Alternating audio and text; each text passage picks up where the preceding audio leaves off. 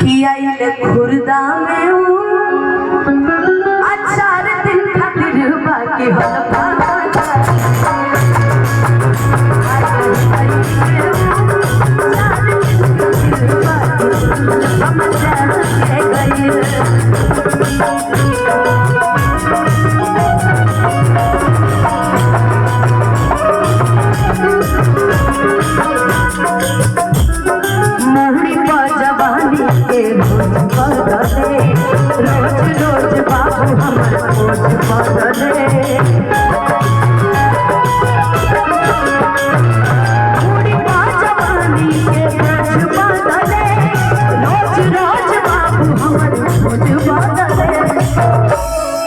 हमरों के बता तो राजगी रानी